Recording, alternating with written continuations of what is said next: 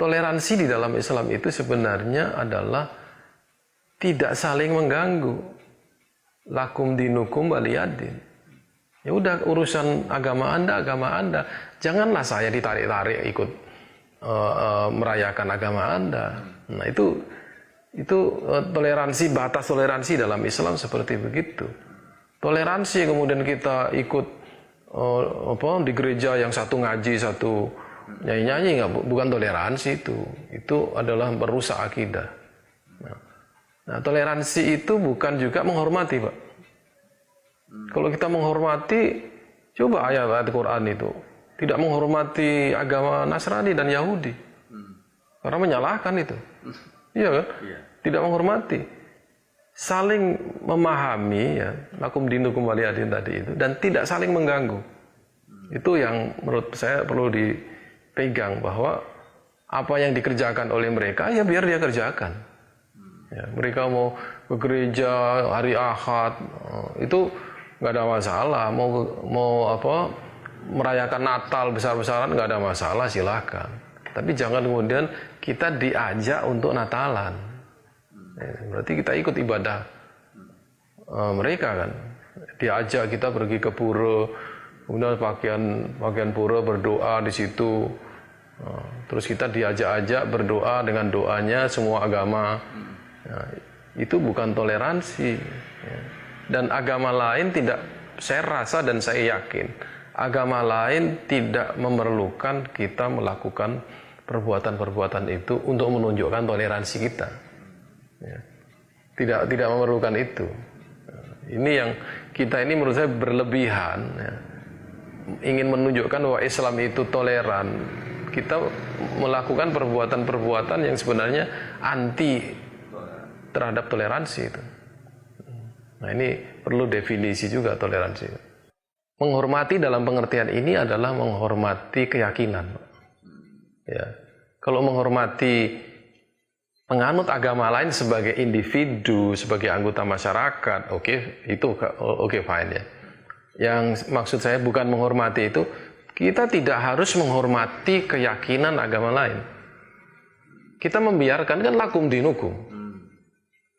Ayatnya itu lakum dinukum, agamamu itu ya agamamu. Ya. Saya respect kepada agamamu kan tidak. Nggak boleh kan? Saya salut dengan keyakinan Anda kan nggak boleh.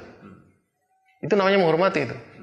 Saya sangat salut Anda begitu taat Anda ke gereja dan Anda saya hargai.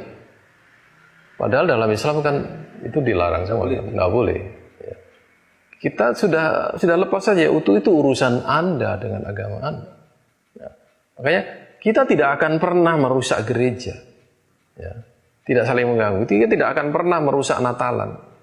Ya. Kita tidak akan pernah mengganggu orang yang sudah beragama dengan agama mereka masing-masing, ya kan? Itu artinya tidak menghormati kan? Tidak menghormati. Lain. Nah, kalau kita harus menghormati mereka kan berarti itu sudah masalah teologis, Pak. Jadi menghormati secara teologis tidak betul, tetapi secara sosiologis kita boleh. Makanya bagi saya, ya, kata pluralisme itu yang sekarang menjadi sangat bias ya penggunaannya. Saya langsung membagi aja menjadi pluralisme sosiologis atau pluralisme teologis. Nah, kalau pluralisme teologis itu berarti kan Anda masuk dalam ranah penyamaan agama-agama atau pembenaran agama-agama. Tapi kalau pluralisme sosiologis, ya, berarti itu adalah sebuah situasi di mana Anda hidup bersama dengan berbagai macam agama, ya. Dan Anda di situ mengakui keberadaan mereka di masyarakat itu, ya, dan Anda toleran terhadap mereka, keberadaan mereka, dan tidak mesti menghormati, gitu ya. Kalau secara sosiologis kita menghormati karena dia manusia, ya. Barang siapa yang beriman kepada Allah dan Rasul-Nya maka dia harus menghormati tamunya. Nah, tamunya kalau non-Muslim dihormati atau tidak? Hormati. Barang siapa beriman kepada Allah dan Rasul-Nya jangan menyakiti tetangganya. Kalau tetangganya non-Muslim, Kalau dia menyakiti non-muslim, dia berdosa. Makanya Rasulullah kan pernah mengingatkan, janganlah menyakiti ahlu zimmah. Kalau Anda menyakiti ahlu zimmah, sama dengan menyakiti saya. Coba bayangkan. Itu secara sosiologis, bukan secara teologis. Secara sosiologis kita hormat. Tapi secara keimanannya, akidahnya kita tidak bisa menghormati itu. Karena ayat-ayat kita tidak menghormati. Nah, itu perlu kita sadari itu gitu ya.